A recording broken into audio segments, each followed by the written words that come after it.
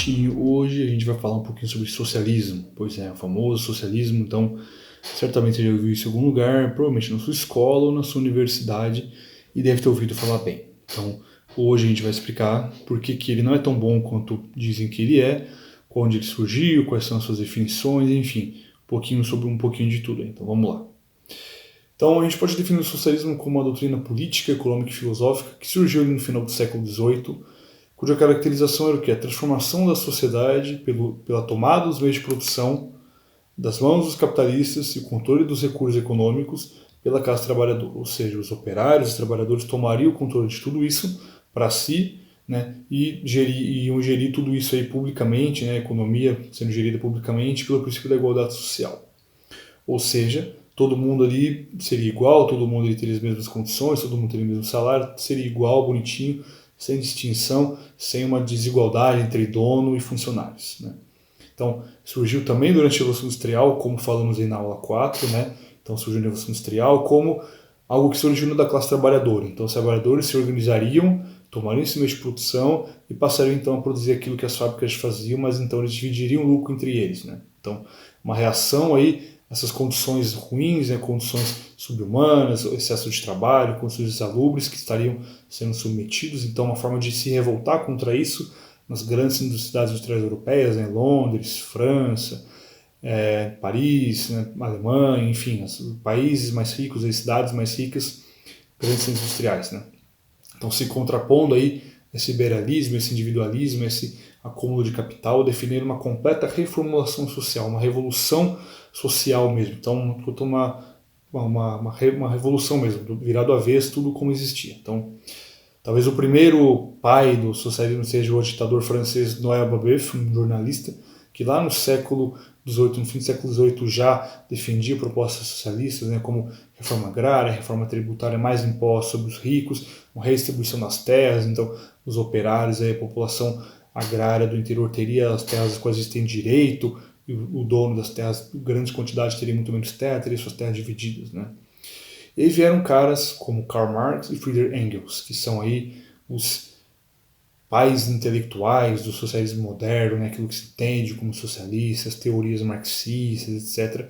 Foram eles que escreveram e refletiram a respeito e difundiram suas teses pelo mundo lá no século XIX, né, então antes de 1800 e pouco, quando eles fundaram aquilo que se chama de socialismo científico, né, ou seja, o socialismo tinha um método científico para ser instalado, para ser aplicado, para ser estudado, para ser entendido. Uma crítica ao regime capitalista, né? A acumulação de poder na mão do operário, não na mão do capitalista, né? Então a libertação da classe trabalhadora, né? A revolução dos trabalhadores, né? A revolução operária, né? A ditadura do proletariado. Então o proletário dominaria a sociedade em desfavor do capitalista, né? Então o objetivo seria o quê? Superar as classes sociais, né? O próximo passo do socialismo, né? Então, a teoria marxista, o socialismo é o passo intermediário entre o fim do capitalismo, qual ele previa que iria acontecer naturalmente, e a implantação do comunismo, ou seja, o fim do Estado, o fim das classes sociais e a abolição da propriedade privada. Então, o meio de produção seria de propriedade pública, coletivizada, de todo mundo, não apenas de um dono. Então, no comunismo, que é a fase final do socialismo, que era o meio pelo qual Marx dizia que o capitalismo ia passar, seria tudo coletivizado, tudo distribuído entre todos, né? E quais são os tipos de socialismo? Além do científico, temos o utópico, que foi uma outra corrente de pensamento criada por Christopher Owen, Robert Owen, Saint-Simon e Charles Fourier. Defendiam aí que seria uma crítica ao capitalismo e como solucionar os problemas da sociedade industrial. Então, uma coisa mais utópica, sem um desenvolvimento intelectual, sem desenvolvimento científico, por assim dizer. Então, não foi muito levado a sério, né? Diziam utopia justamente porque é uma coisa não inalcançável, uma coisa que não existe, uma coisa que é impossível de acontecer, né? Então, esses primeiros aí já tinham uma ideia de que a construção de uma sociedade mais harmônica, mais justa, mais abundante, seria pautada pelo comunitarismo, né? Distribuição igual de recursos, tudo para ser igual para todo mundo teria o direito a tudo, né? Marx e Engels, naturalmente, se distanciaram desses caras, acreditavam que era uma coisa mais fantasiosa, queriam algo mais prático, mais tangível, mais aplicável, reconheciam que eles foram importantes, mas rejeitaram suas teses e seguiram pelo seu próprio caminho, né? Que então abriram o socialismo científico, que era o quê? Uma análise científica do capitalismo, do capital e como superá-lo cientificamente. Então, seria o quê? é uma ciência da revolução, uma ciência revolucionária, né? O propósito vai ser o que? Determinar leis que regem a organização social do capital, né? Surgimento e manutenção, para então buscar os meios de superar. Então você entender como ele funciona, como que ele surge, como que ele se mantém, para então você entender como se pode superá-lo de fato, né? Parece bonito no papel, no entanto, a gente vai chegar lá para ver as consequências reais disso, né? Então, a partir dessa teoria, a fase final, né, o comunismo, apareceria como uma fase previsível cientificamente. Então, seria o caminho natural da sociedade, o caminho inevitável do mundo, né? Ele seria, então, o próximo passo, o fim da jornada, né? Então, o socialismo seria o quê? O meio, a locomotiva que levaria até a estação final, que é o quê? O comunismo. Então, a fundamentação teórica do marxismo seria o quê?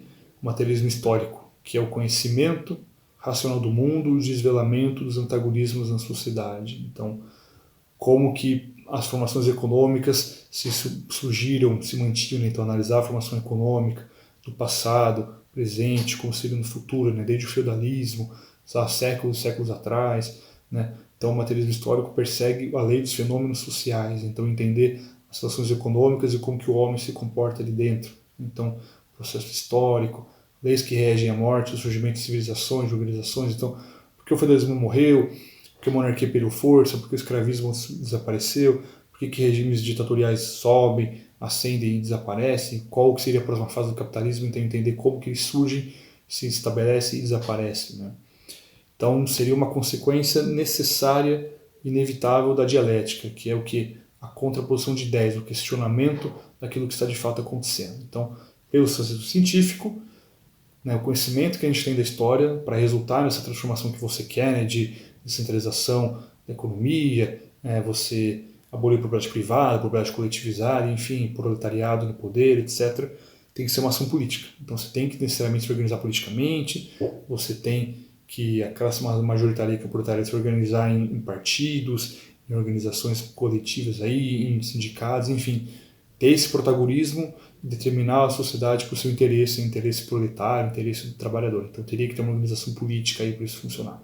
Então, só pela revolução armada, ou seja, por violência, por coerção, por agressão, que a sociedade capitalista teria os seus conflitos sanados, então seriam superados aí, os capitalistas seriam eliminados e o proletariado assumiu o poder, que era seu de direito, para poder fazer da sociedade um mundo lindo, maravilhoso, arco-íris, tudo rosa e bonitinho, né? Então a revolução seria justificada, né? A violência seria justificada porque é um bem maior, né? Então você está pensando no bem maior da sociedade. E aí entra o conceito de mais-valia. O que é a mais-valia? Resumidamente é o que? É o dono estaria tomando, se apropriando indevidamente do trabalho de seu operário. Então você investiu ali trabalho na produção, você tem uma empresa aplicando uma taxa de lucro na venda do produto, então essa taxa de lucro é o que? Apropriação indébita do trabalho do operário, né? Do operário braçal, do trabalhador, do proletário, está se apropriando indebitamente, que é uma grande bobagem, né? O lucro, na verdade, nada mais é do que o pagamento do dono pelo risco que ele correu em fazer o seu negócio, em tentar fazer o seu negócio prosperar. Ele está correndo um risco enorme e aquilo é uma forma dele ter a sua própria remuneração, né? Então, o que é o socialismo real? Aquilo que ele de fato foi implementado, como ele de fato aconteceu. Então, designa esses países aí que tentaram pôr em prática o ideal socialista, né, no século XIX, XX especialmente. Então, como ele foi pensado, nunca foi implementado de fato, como ele foi pensado aí na parte científica no século XIX, nunca implementaram de fato, que dirá o comunismo. Então, países como, por exemplo, a União Soviética, China, Cuba, Vietnã, Coreia do Norte, Alemanha Oriental, Iugoslávia, Vietnã, Burkina Faso, enfim, Angola, várias nações tentaram o socialismo e em nenhuma delas deu certo, né? Lenin, Trotsky, Stalin, Mao Tse-tung, Fidel Castro, Kim Il-sung, Kim Jong-un, o Walter Ulbricht na Alemanha Oriental, Ho Chi Minh, Tito, Sankara, Nicolás Ceausescu, Enver-Hoxha na Albânia, todos eles tentaram e todos eles fracassaram, porque é inevitável, né? Não tem como você ter uma sociedade que funcione sem regime de preços, livre flutuação de preços, sem acumulação de capital, sem tomar risco, sem dizer aquilo que é meu, aquilo que é do próximo, sem você ter lucro, sem você ter um motivo para você empreender, né? Então essa sociedade que eles projetavam, a sociedade utópica, seria como base comunitária, o que é impossível, né? Não tem como você ser igual para todo mundo, a desigualdade é parte inerente da humanidade, sempre foi e sempre será. Então, um modelo social que seja contra isso é contra a própria humanidade. Né? Então, economicamente é oposto ao liberalismo. Né? Então, o liberalismo é o quê? Propriedade privada, bem de produção.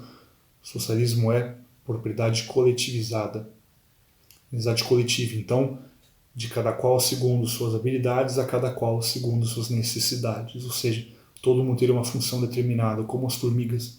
Ninguém tem liberdade para você se deslocar socialmente, produzir uma coisa diferente daquilo que você manja. Você não vai poder aprender nada novo. Aquilo que você aprendeu e pronto, aquilo que o governo, que o partidão mandou você aprender. Né?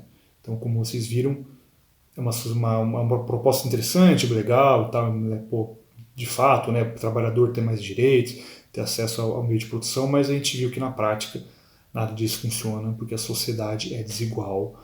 E uma vez que os caras chegam ao poder, como todos eles fizeram, eles começaram a massacrar os seus aliados, assumiram o controle e viraram ditadores sanguinários. A hora que eles viram o gostinho do poder, o gosto do dinheiro, esqueceram por completo a foice e o martelo e viraram full capitalistas. Né? Aconteceu em todos os países que eu citei e seguirá acontecendo. Porque o ser humano gosta de dinheiro, o ser humano gosta de poder, e não é um livrinho do Marx que vai mudar isso. Enfim, essa foi a nossa quinta aula. Agradeço pela presença, obrigado se tiverem gostado, deem seu feedback.